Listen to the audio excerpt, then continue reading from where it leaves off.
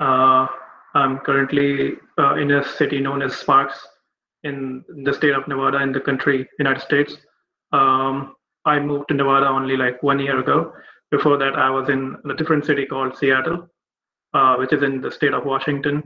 And before I moved to Washington, I was at Purdue, which is in a different state called Indiana.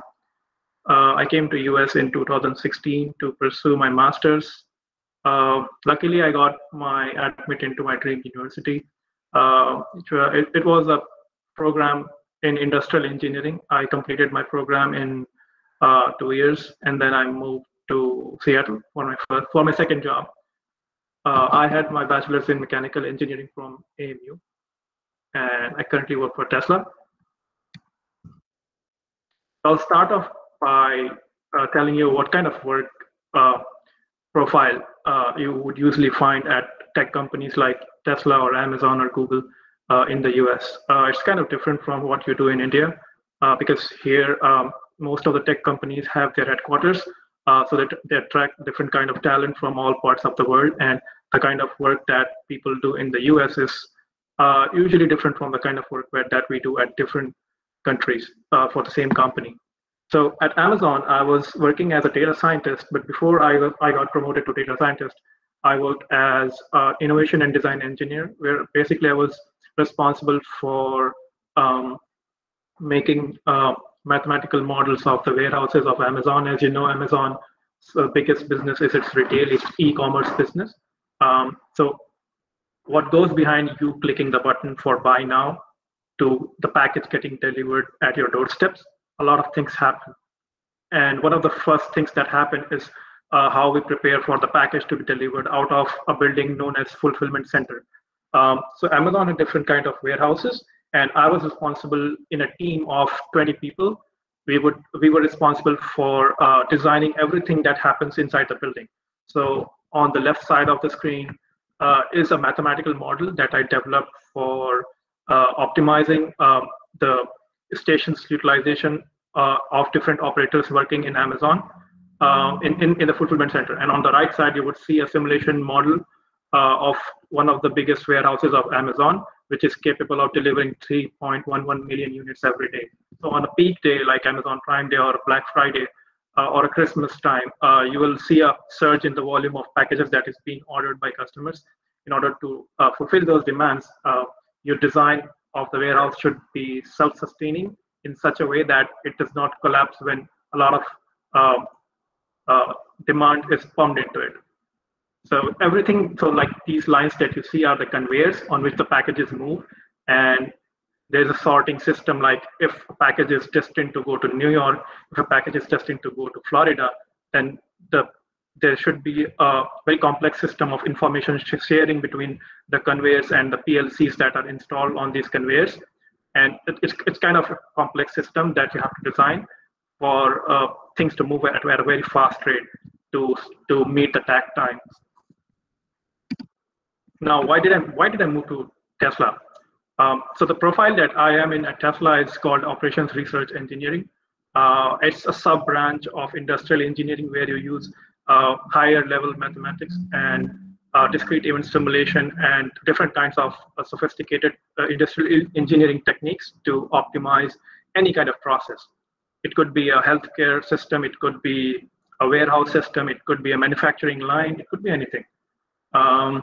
So as I said, I studied mechanical engineering at Aligarh Muslim University, and I got interested into industrial engineering, but only few colleges in India offer industrial engineering as a separate branch where you can major in. Like, for example, there is a separate industrial engineering branch in IIT Delhi, but at AMU or in a lot of colleges in India, industrial engineering is incorporated as a sub branch within mechanical engineering.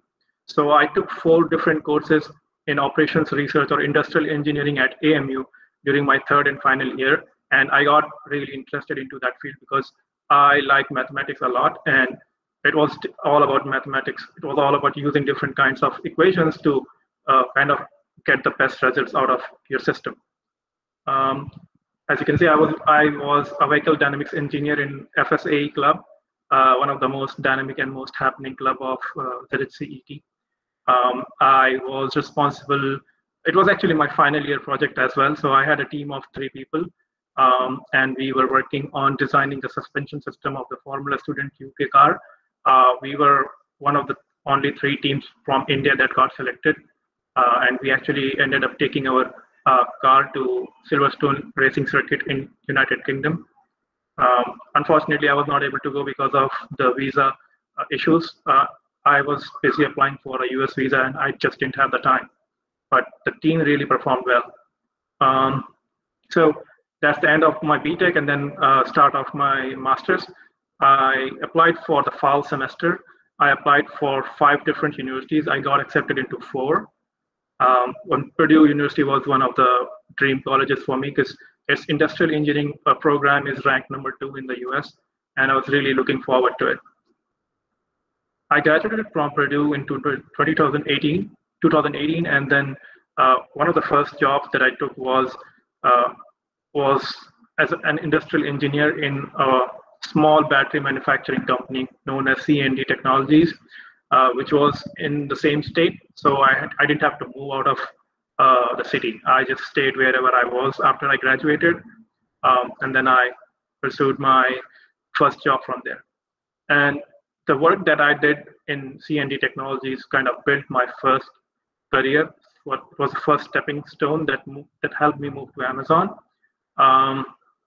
So I worked at Amazon for more than 1.5 years, and then my love for automotive manufacturing started kicking in. I started getting nostalgic about all the work that I did at the SAE club. So when I saw this opportunity at Tesla, I just went for it. And the story is a little interesting of how I ended up at Tesla. So in US, usually the way it works is you apply for jobs, and then if the recruiter likes you, he or she will approach you and then offer you for the telephonic interview.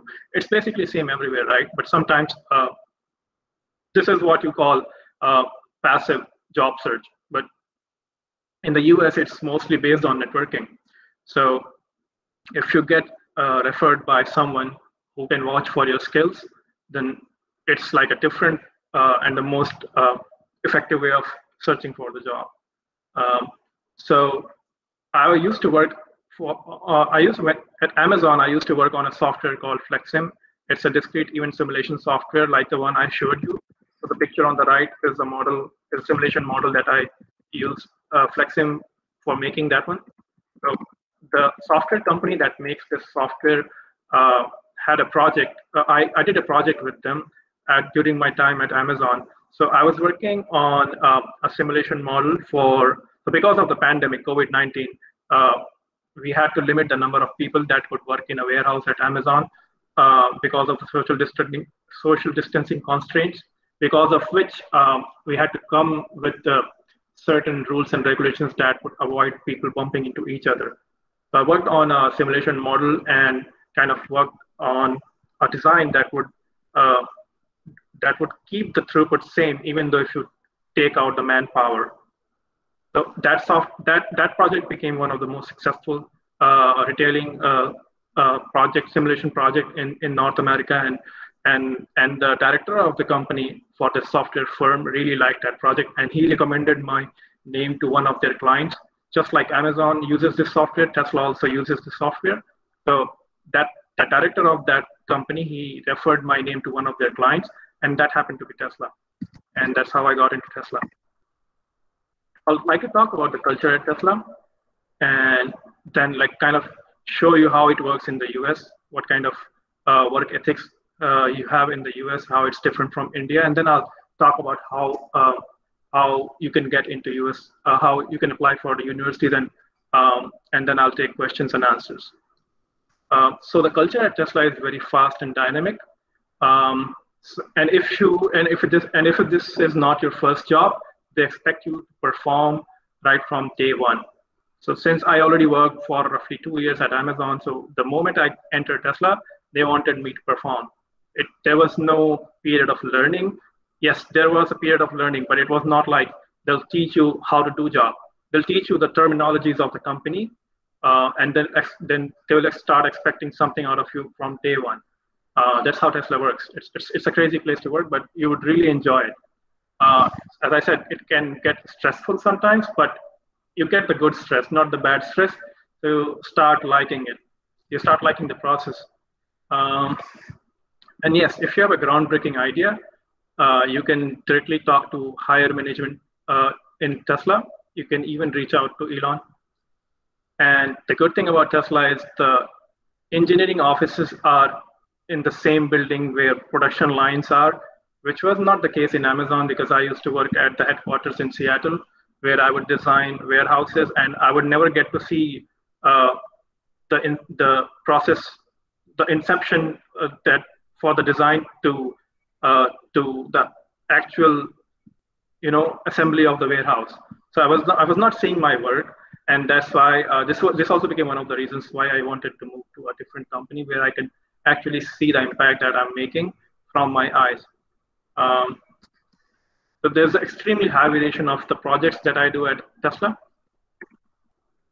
Like what kind of work I do in Tesla. You can see I make different kinds of simulation models. You can see on the top right, this robots. At Amazon, you would find different kinds of robots that can pick and place packages, and at Tesla, you'll find even crazier kinds of robots that can even weave the wires of a motor or a stator, that can design the chips of an inverter, or can do crazy things like lift a very heavy item from floor 1 and put it on floor 3rd. So I do a very similar kind of work at Tesla as well. Like I make those discrete event simulation models. Let's say Tesla wants to put a new production line in the same factory, and they want to get the highest throughput rate out of it. So there would be questions like, what kind of robots do we want? What should be the cycle time of the robot to achieve X amount of units every hour? So these kind of questions can be answered using the simulation modeling. And then there are questions of optimization. Optimization is making a mathematical model of your problem and putting in the constraints, and given those constraints, what would be the best outcome.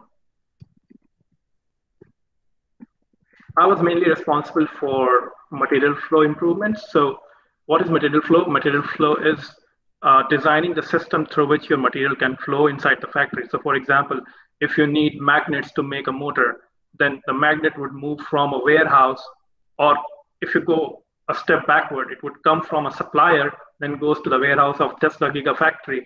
And then from there, the magnet moves to the factory. It's received inside the factory, and then it moves to the line. And then the person brings that magnet to that point of the production line where it's consumed. So everything that's happening, you have to optimize that entire process. You do not want to make any wasteful activity meanwhile. Otherwise, in production at Tesla, even a loss of few seconds means a lot in terms of revenue. So we count each and everything when it comes to optimization and improvement. And yes, as I said, there's a big variation in the kind of projects that I do. So for example, I was once asked by my manager to do the simulation modeling of the parking lot. So a lot of people were getting hired, and then since the COVID is ending now, and people are getting vaccinated, so a lot of people are coming back to offices. So the demand for parking spaces is increasing, and we wanted to see what we can do to how many more square foot of area we would need to accommodate all those demands. So it's a very random simulation that I did. So just to give you guys an idea of what kind of variations you can have in your projects here. I also want to talk about what classifies someone as a good engineer and what kind of work ethics you can expect for an engineer in the US. So yes, number one, you should be good at statistics, and you should never ever forget the physics and calculus that you learned in high school. And by high school, I mean class 11th and 12th. This is something that you should, every branch should keep in mind always, regardless he is a civil or an electrical engineer or a mechanical engineer, because mathematics and physics are always going to help you. And yes, don't feel shy to use Microsoft Excel. there's a lot of things that you can do in Excel, and there's a lot of things that you can do in Excel.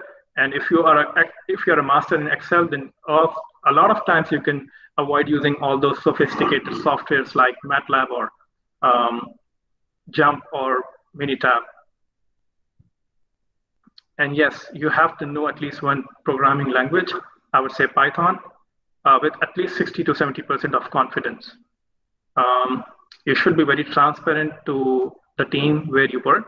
You should be good at communication. Like if you're failing at something, be transparent. Like just tell them that you're struggling here, and then try to resolve the matter instead of just staying silent and missing the deadlines. And yes, always be aware of what you know and what you don't know. There's no shame in asking questions.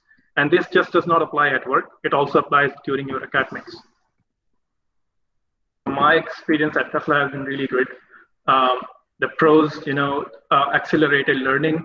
People usually say that 1 year at Tesla is 2 or 3 years at any other manufacturing plant.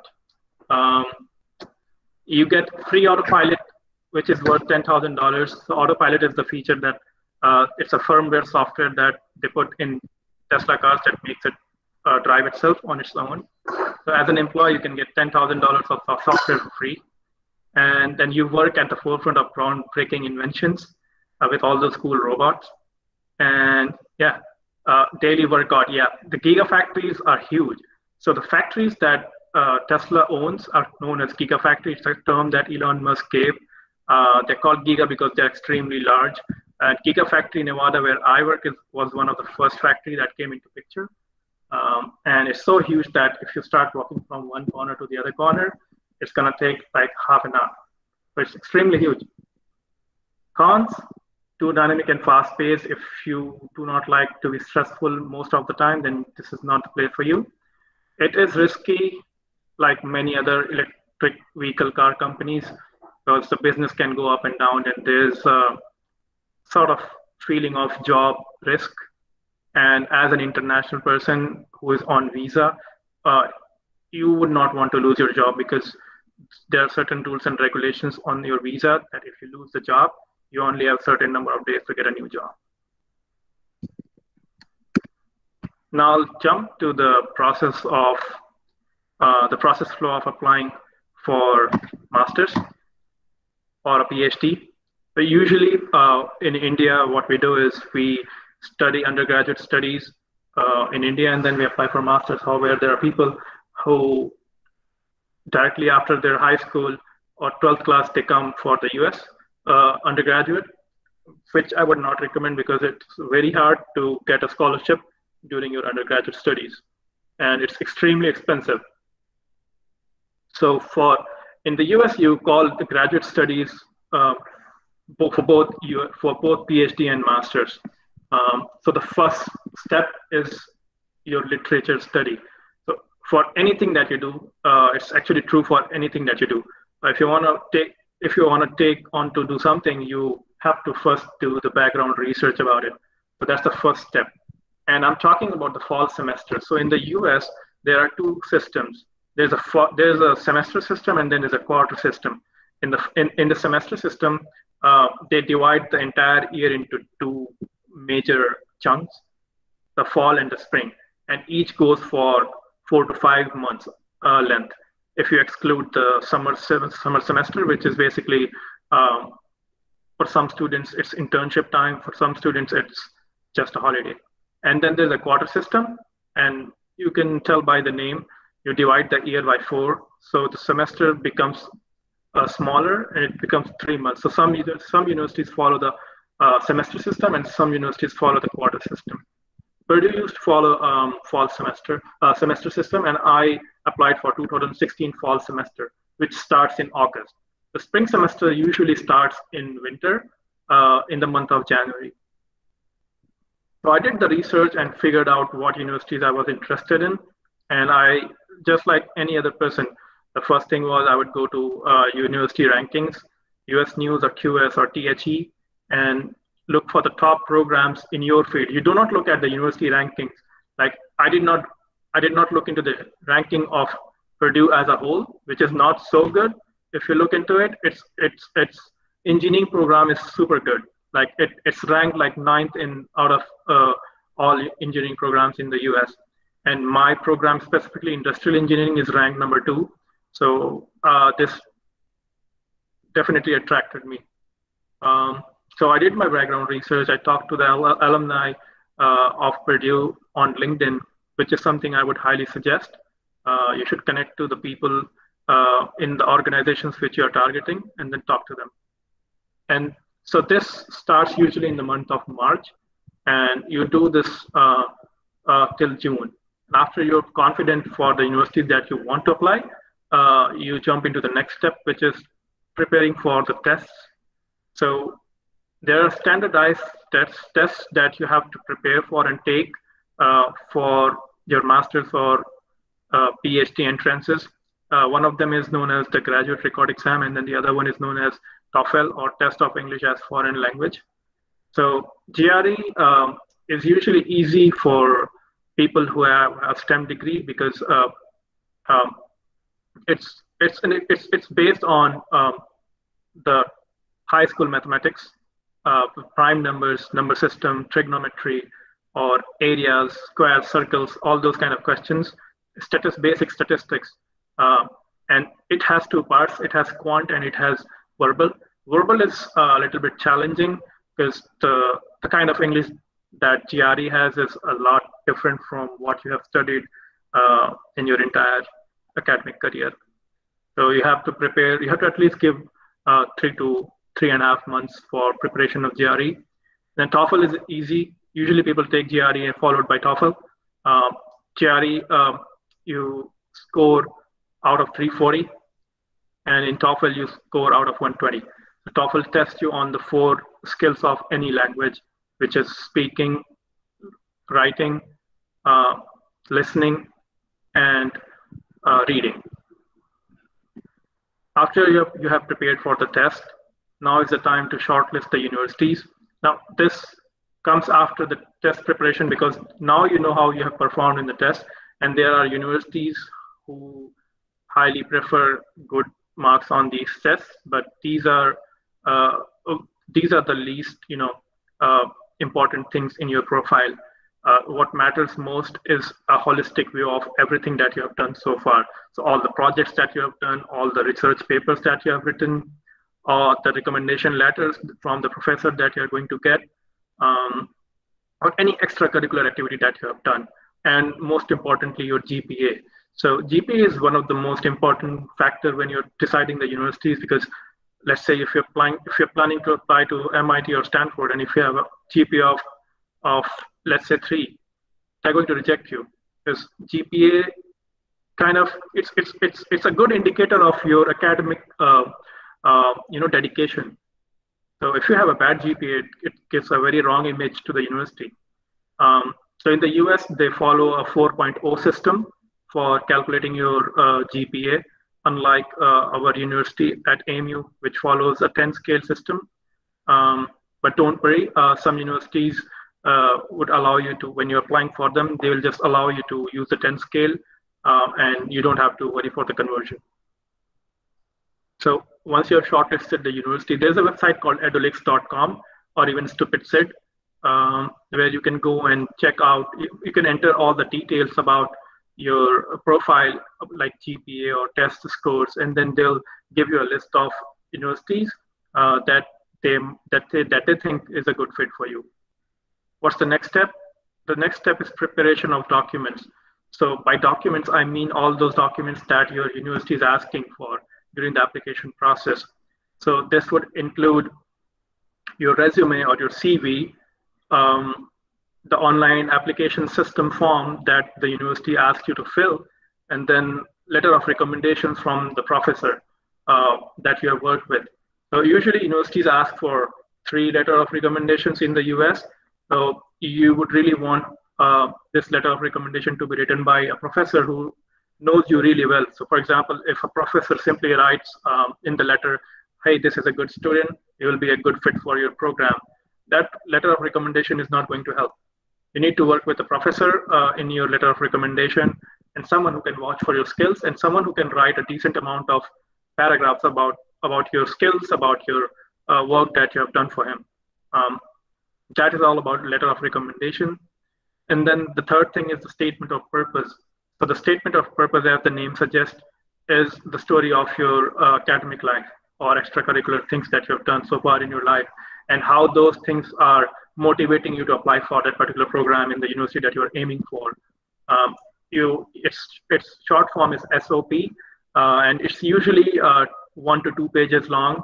Some universities restrict the length of the SOP to only 500 words, and some universities do not have any word limit, and some just say don't go beyond 1,000 words. So in the SOP, you have to be very creative, and you have to tell about your story while you're applying for that program. So for example, if you're trying to apply for a program for cancer research in University of Michigan, you have to explain, maybe someone from your family suffered from cancer and there was no good treatment.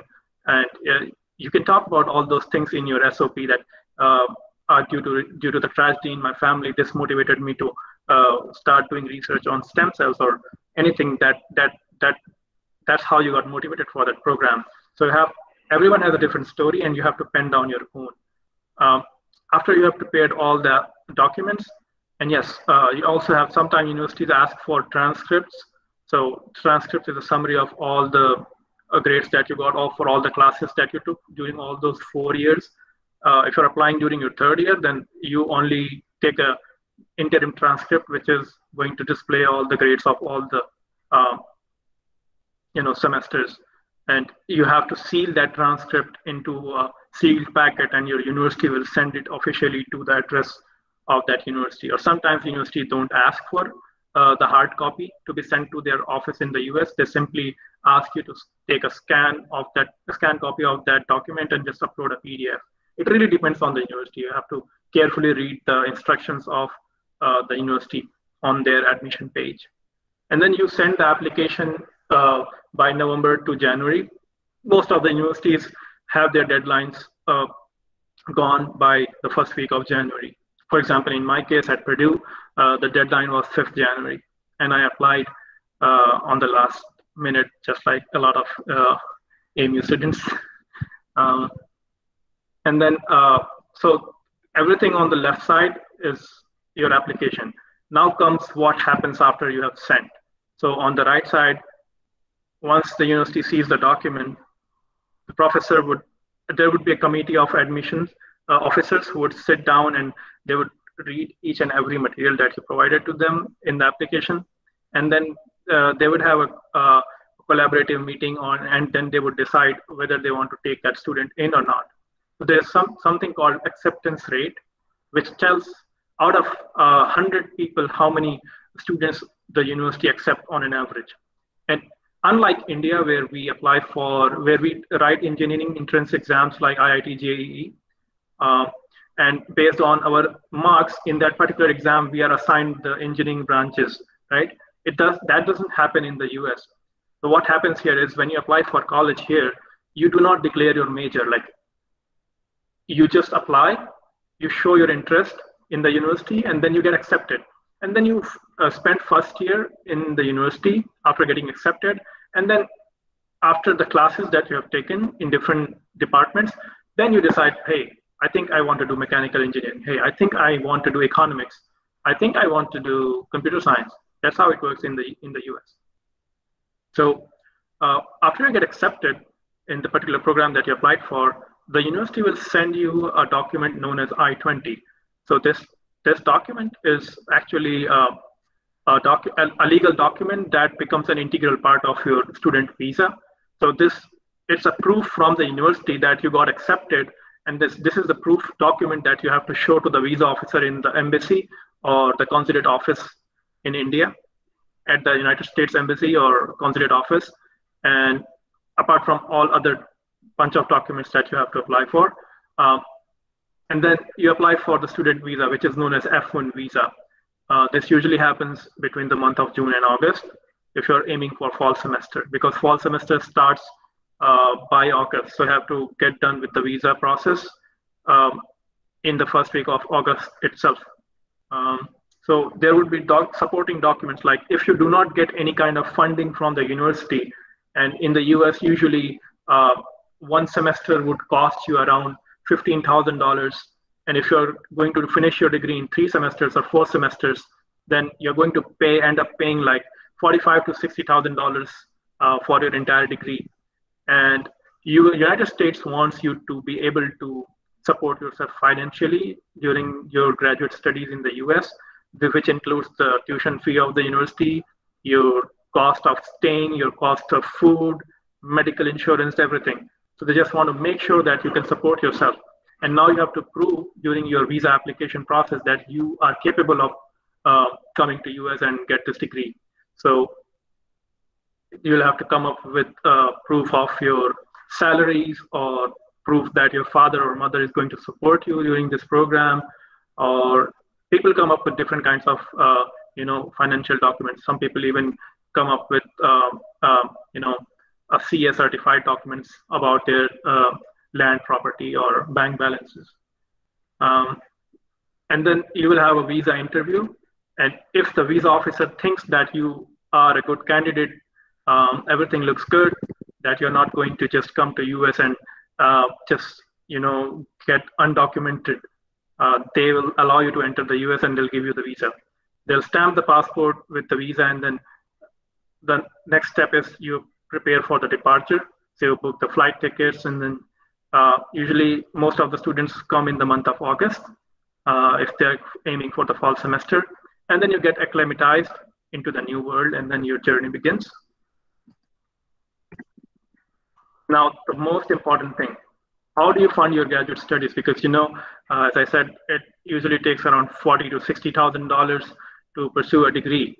And this is the fee of a typical public university in the US, which comes on the lower side of expenses. Like AMU is a central university. Here we call them public universities. They're funded by government and other programs. So their fee structure is little on a low side. So let's say you get accepted into a private university like Stanford, where the fee is usually more than $100,000. And if you convert that in Indian rupees, it's like 74 lakh rupees, right? Which is unbelievably high, just for 1 year. So it comes to more than 1 crore rupees if you are talking about private universities in the US. So usually out of reach of a lot of people. So how do you fund your graduate studies? So the way you can fund your graduate studies is through TA, RA, GA, RA, and then fellowships and scholarships. And I'll talk about each of them individually. So a lot of universities, they when you're applying for their master's or PhD program, they allow you to checkbox an option where they ask you, do you want to be a TA in one of the courses? The TA is basically a teaching assistant to a professor.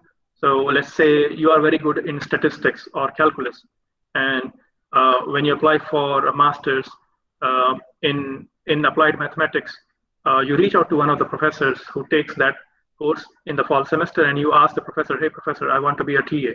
So the professor, if he likes your profile, and if you have a previous experience of teaching students, let's say you volunteer for a coaching program where you teach mathematics to high school students from low-income family as a volunteer, you can show that work to the professor, and if he likes that work, he might offer you this teaching assistantship.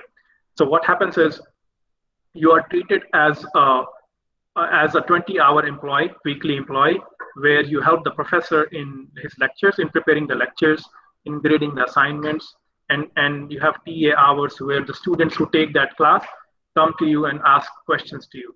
So you are basically assisting the professor in that class. And as a reward, the university waives off your tuition fee. Some universities waive off only 50% fee for the semester. Some universities waive off 100%. It really depends on what kind of funding the professor has through the TA-ship. The other thing is the RA-ship, which is known as research assistantship. Here you work as a research associate in one of the labs of the professor, in one of the science projects that he's working on. It's usually uncommon for the master students to get the RA-ship because these positions are usually reserved for the students who are aiming for a PhD.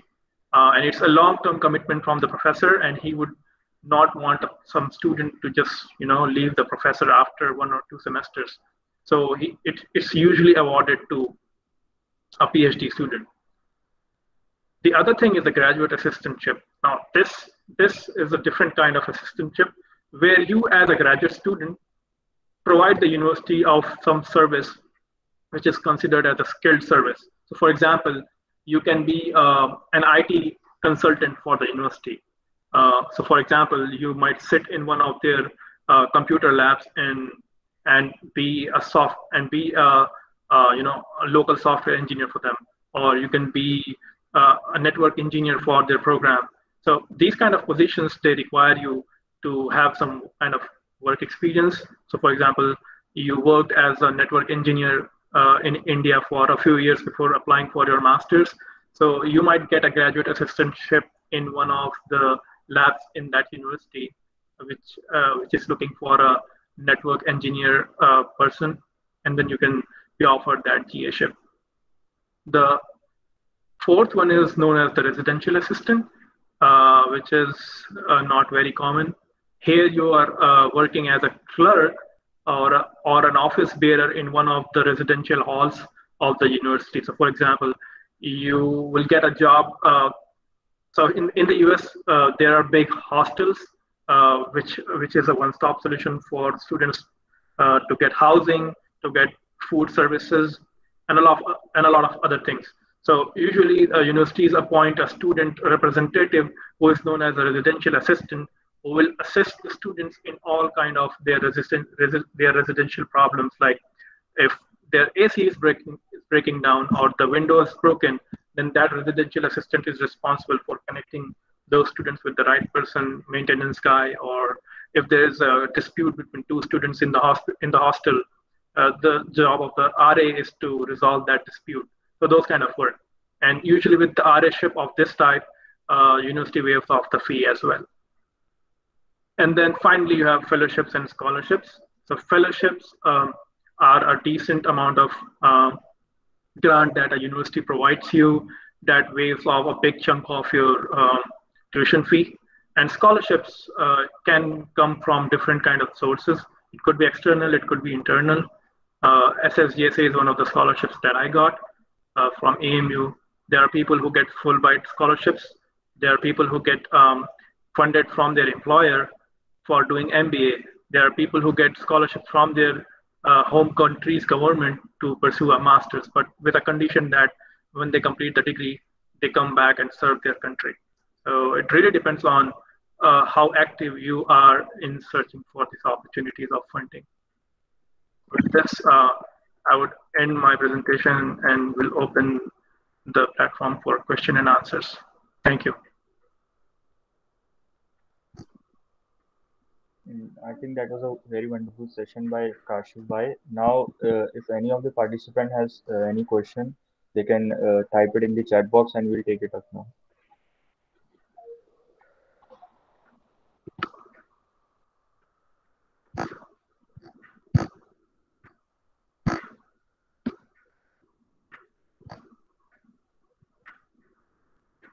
Okay, I'll read the questions for you. Okay, Kashif bhai.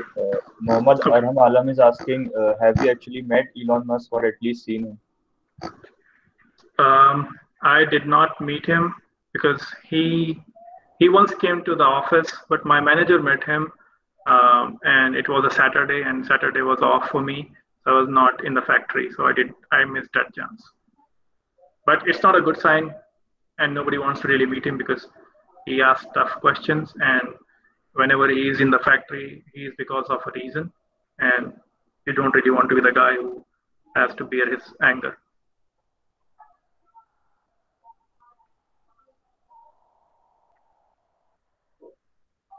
Mohammad Hamis is asking, sir, can you give an insight how you became data scientist from mechanical engineering background?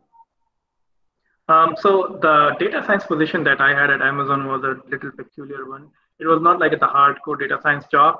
It was a very niche data science skill that I had. It was actually a simulation data scientist job. To be honest, I was not skilled at at software that typically data scientists know very well, like MySQL queries or machine learning tools. I was more of like a mathematical guy who was making mathematical models for the warehouses or the gigafactory manufacturing lines, and I learned all those concepts during my master's at Purdue. I took a lot of courses in operations research, and I was really good in mathematics, which drew my attention towards this field. So yeah, um, and even during my bachelor's in mechanical engineering, I took a lot of mathematics courses because it was embedded in our program. So you guys also had taken a lot of mathematics courses in your engineering branches, right, in the first year. So all those things just keep on culminating, and that's how I became the data scientist at Amazon. MD Soheb is asking, how can we prepare for IELTS slash TOEFL? So these are really easy exams, and if you studied in an English medium school, uh, I don't think you would really face any problem in these exams. The tough part in TOEFL, I would say, would be the speaking part, which is one of the most challenging one because they give you a really small amount of time to prepare for a topic and then speak on it. So they'll give you like 45 seconds. So they'll give you a situation, and they'll give you 15 seconds to think about a response about that situation, and then for next 45 seconds you have to narrate your response. Sometimes you get nervous, and um, you end up getting a bad score in the speaking section. Apart from that, there are a lot of resources on the internet like Noteful.com, or there's an app called TOEFL IBT on Google Play Store. If you can download that app, you can start practicing the speaking section of TOEFL. So don't worry about TOEFL. I would say worry about GRE, because the verbal section of GRE is really hard, and you have to learn at least 1,000 difficult words that you have never heard in your life. And if you have prepared well for GRE, I'm sure you will do really good at TOEFL. Ahmad Bhai is asking, how many research papers would be good when going for industrial masters, not a research master? So if you're going for an industrial master's, depends on what kind of university you're applying. If it's not too ambitious, like Harvard or MIT, then you don't really need research papers. And if you're applying for a research-based master's, you definitely need publications, and these come in handy when you're applying for research assistantship. So even if you're applying for a professional master's, which does not require you to do a thesis, it's good to have one, because when you have a thesis, you work with professor, and let's say at later point in your life you want to do an MBA, you can contact that professor and ask him to recommend you for the MBA program. So it's really good to connect with people and work with them on a STEM or a scientific project, so that you can later on ask them for reference. Samyak Agarwal is asking, how is the work culture at Tesla?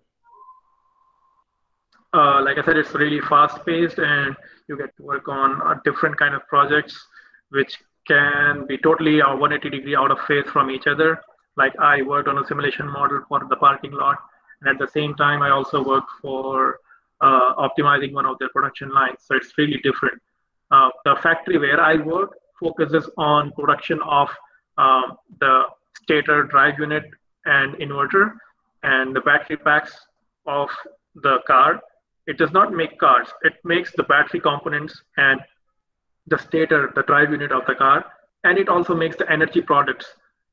Then these things get shipped to a different factory, which is in California, Fremont, where they finally assemble the car.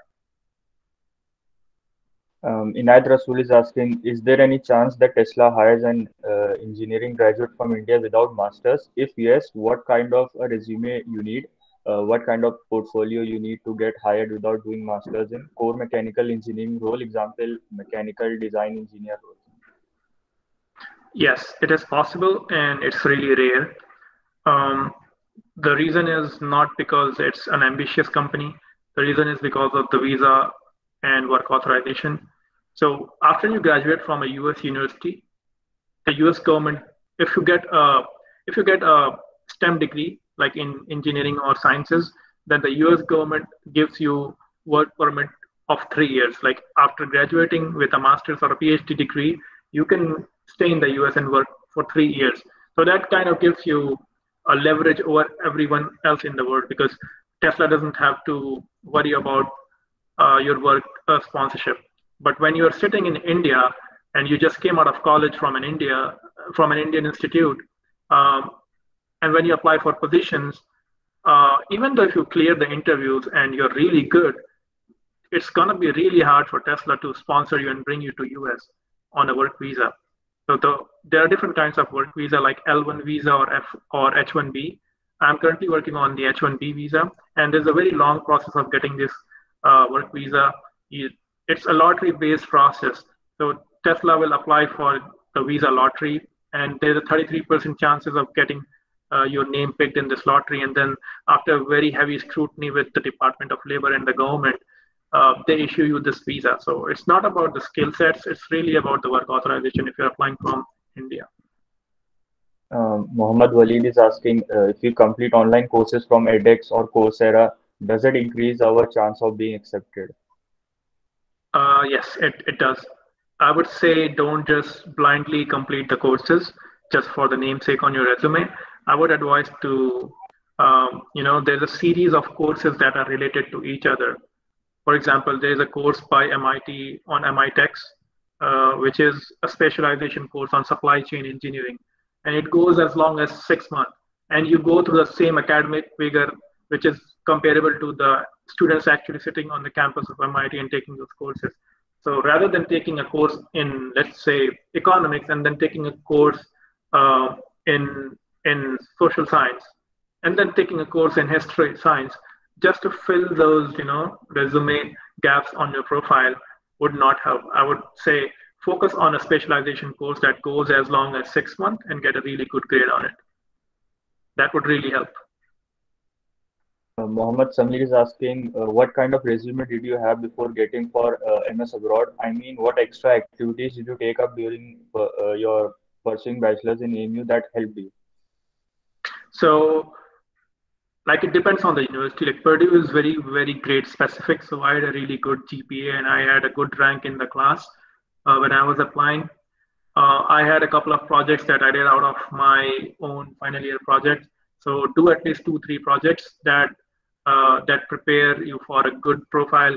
There are scholarships or programs at Indian Institute of Technologies where you can apply and get accepted, or Indian Institute of Science, or even internships like there are research internships at automotive companies like Mercedes where you can work. Um, and then you keep on doing those things every year. So don't just wait for your third year to do an internship. Start taking internships. Like in the US, students start doing internships right from their high school, which is amazing. So you start doing internship work. You keep applying for, even there are universities that offer internship positions to international students. So you go to internchala.com and you look into uh, all those things that you can do uh, to apply for an abroad internship.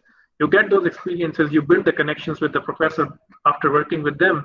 And the good thing is, if you do internships in India, usually it's very unfair and it's a really sad situation that a lot of companies in India they do not pay the interns, which is really sad. But in the US, it's really looked down upon if someone is not paying you during your internship, or even in Europe. So you should really look into the alumni who are in the Europe who are working in companies and ask them for references or go to websites of different universities in Germany, Italy, Spain, wherever you want to go, and just look into the kind of work that they're doing. And if they are offering student research assistantship, you can directly mail to the professor and talk about the work that you did during your first year in a project or the internship in India. And if the professor likes you, he might offer you the international internship. So it's a step-by-step process, and the first stepping step starts from an Indian institute. Mohammed Yasser is asking you to mention the name of the website that you said to find universities using our marks. Yeah, it's called edulix.com. EDULIX. MD Suhaib is asking, being a mechanical engineer is good to pursue masters in automation. Uh, so when you're applying for a master's in automation and you have done mechanical engineering, you can just not apply out of blue. You have to prove the admission committee that why you're interested in that particular field. Like, it's not gonna help if you just say, "Hey, I love automation." That's not gonna help.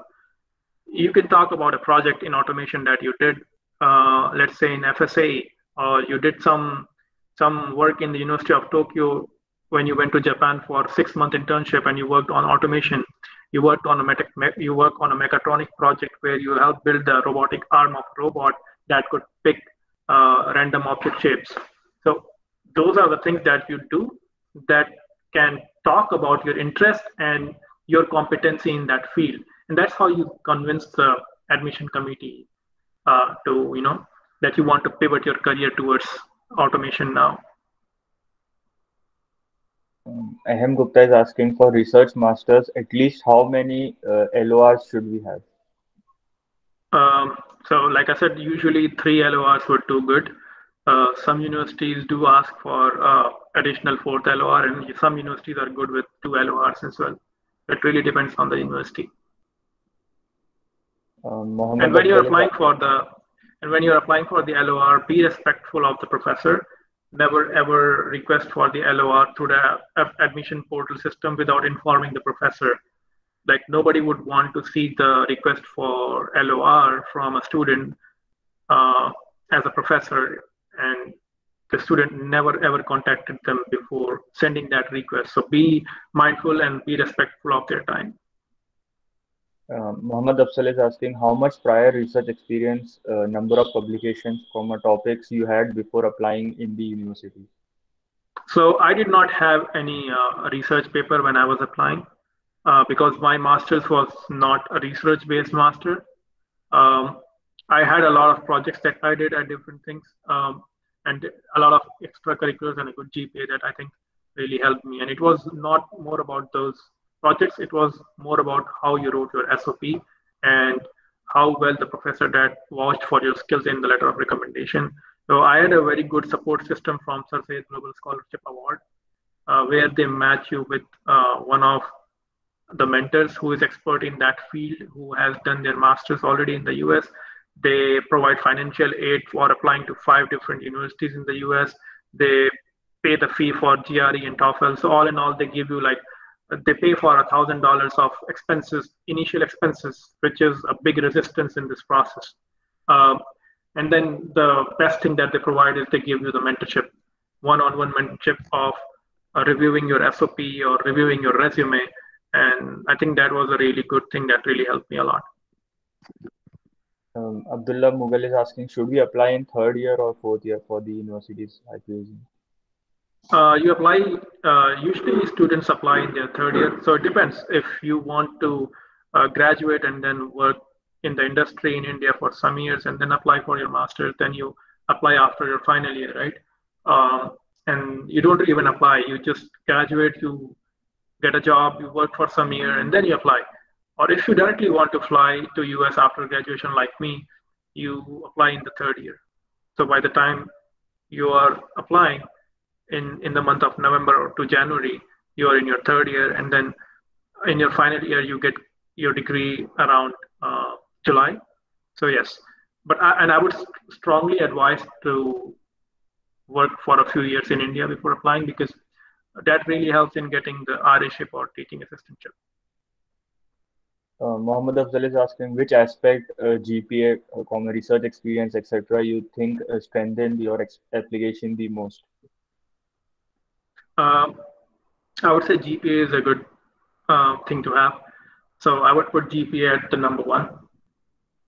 And then after GPA, I would put your extracurricular projects, the relevant academic projects that you did. Muhammad Ravish is asking, can I get direct admission in Harvard University for MBA program after completion of BTech from AMU, BTech in mechanical? No, you won't be able to get an MBA position in, I think, any of the universities in the US, because MBA is a degree which is a highly professional degree where they teach you the tactics and strategies of managing a business. And without working a single day in industry, you cannot do that. So, yeah, at least 2 to 3 years of work experience is needed prior to an MBA degree. Sabahat is asking, how do we get extra credits for a subject if the course I'm thinking of applying for requires 10 credits in chemistry, but my curriculum in ZHCT only have 5? So you can directly talk to the graduate admissions office of that university.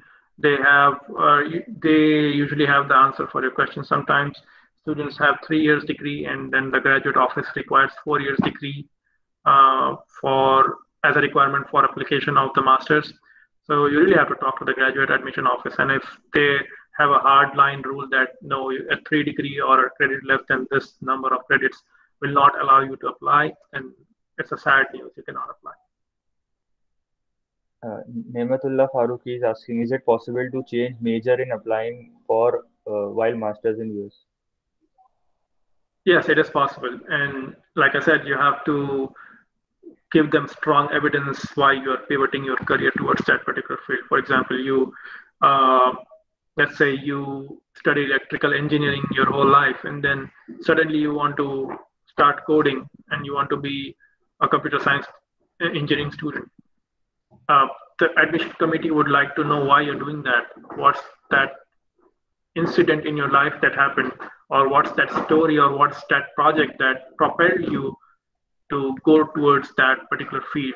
So if you do not have the answer to these questions, I would advise them to not pivot. Gain the experiences, work on some projects, and then apply in the next application cycle. Minat Rasul is asking, in which companies and should we apply for getting hired easily without getting worried about work visas? I don't think I get that question. Can you repeat that again? He's basically asking at what companies can we get hired easily without getting worried about the work visas as well. I think that's what he means. So you will have to worry about work visa in any company you apply if you're applying from India, because regardless of the name of the company, every company requires that they sponsor your visa, and they have to show it to the US government that they have sponsored your visa successfully before you can even enter the country. So yes, every company has to oblige to that rule. Samyak Agarwal is asking, how are state universities for masters in the United States? How are state universities? Yes, how are state universities for masters in the US? Yeah, so state universities are usually cheaper when it comes to tuition, and they provide a good quality education as well. And they're really cheaper when you compare them to private universities. So I would say if you get accepted into a state university, I would say go for it. Shanur Rahman is asking, is there any part-time management courses offered in the US? If yes, is the process of application is different from the regular one? So part-time, I think the requirement of the F1 visa, which is the student visa, is that you have to be a full-time student. You cannot apply for F1 visa on an offer which allows you to be a part-time student. So you have to be a full-time student to be eligible for the student visa. Mohammed Samir is asking, how much CGPA did you have, and also please name us the softwares you use at Tesla and how did you master in them? So I had a cumulative GPA of 9.2 out of 10 during my final semester, and then I was ranked around 7 out of a class of 120 students in my class. And the softwares that I majorly work on are Python, add-ons of Excel, Flexim, Arena, Jump, Minitab, AutoCAD, to name a few. And I mastered those. I did not master these software. I'm not an expert on this software. I just know, the the features of the software that I should know in my job. So the learning process is never going to end. So you learn by doing. So there's plenty of tutorials available on YouTube, and even the website of the software company, they publish a manual to learn the software. So you can just Google, and let's say you want to learn about AutoCAD, you go to AutoCAD's website, and there would be help and tutorial there where you can just step by step look at those instructions and start building your first CAD model. Lalit Sharma is asking what were your net expenses, including fee and residential expenses, after waiving off any kind of fellowship or assistantship? Were there any expenses you weren't expecting? Yes. So usually when you get the TA-ship, everything gets waived off. But sometimes there are expenses that you might encounter. So for example, residential expenses. So when you get a TA-ship, they will waive off your tuition, but they will not give you a complex or an apartment to live. They will give you a salary. So like TA-ship is a 20 hours job. So in the US, 40 hours equates to 8 hours every day for 5 days in a week, excluding Saturday and Sunday. So when you are a TA, you are a 20-hour employee, which is half of what a normal employee in the US is. So you get the salary based on those 20 hours, which is around $2,000 a month. So they give you that as a salary, and then it's up to you to use that salary either towards your food, your grocery, your apartment bills, or your utilities bill like electricity and water. It's up to you. So make sure that when you get the TA-ship or RA-ship or whatever, make sure that the city that you're going to, what kind of expenses there are. For example, cities like in New York City or Chicago or Boston or San Francisco, they're extremely, extremely expensive cities. So make sure that the salaries that the university is giving you is at par with the expenses of that city.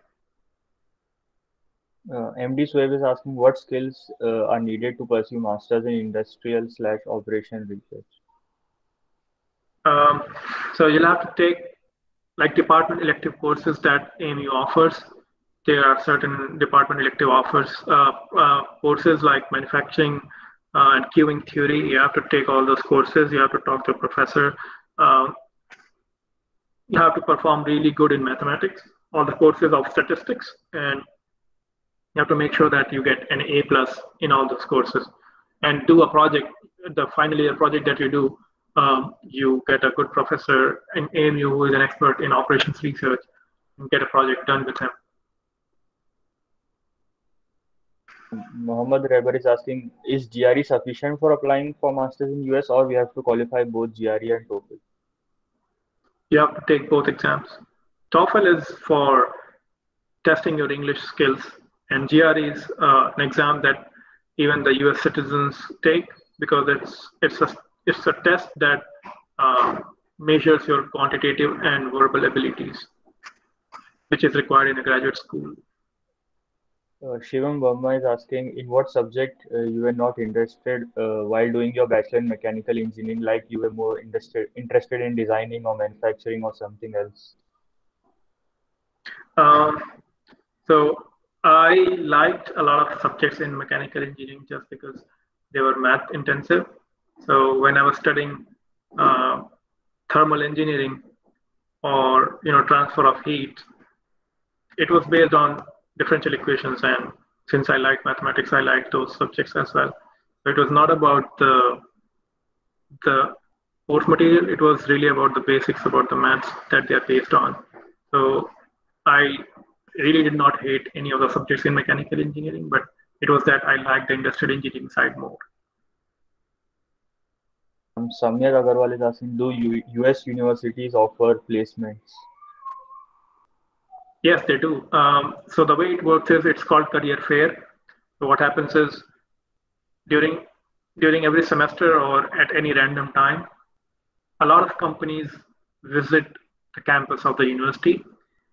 They put out their camps in a big playground in the university or within a building or even a basketball ground.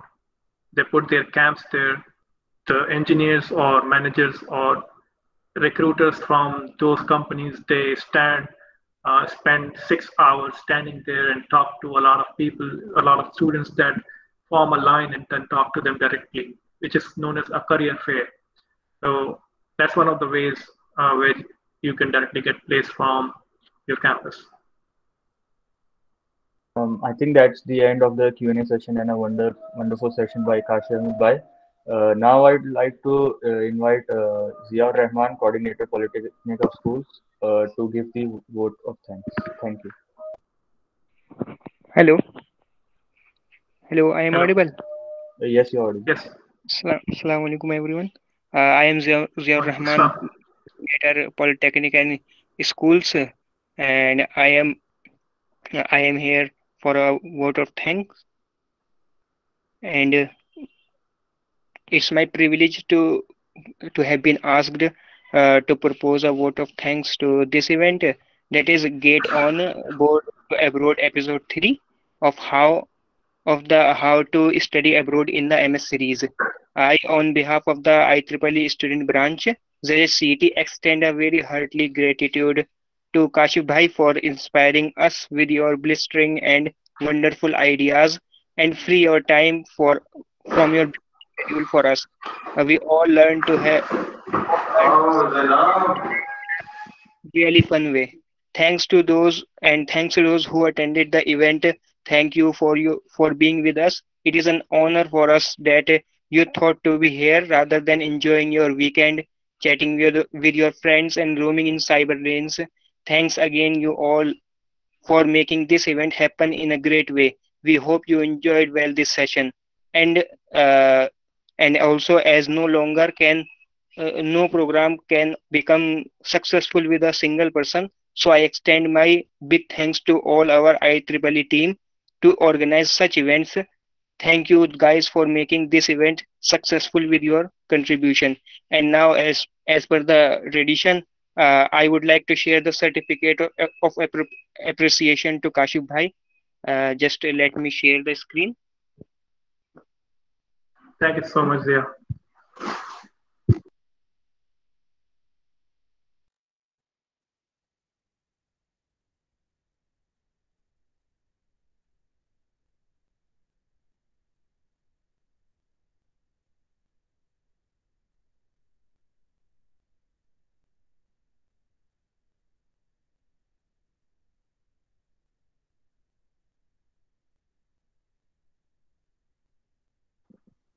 Is someone talking or someone wants to present?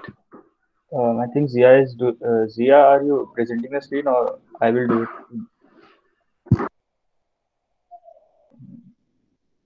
I'll share my screen. No problem. No, Shan Rahman is present. No, that's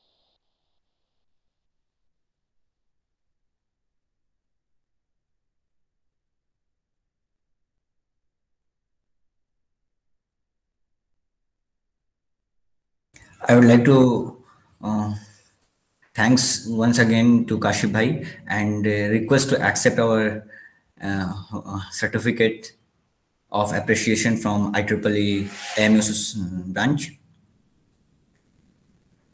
Thank you very much, Shannon. Really appreciate this token of gratitude from you guys. It's always really good to talk to current students as an alumni and be able to, guide you guys into the right path and right direction to make an informed decision in your career. So it was a really honor for me to be able to do this.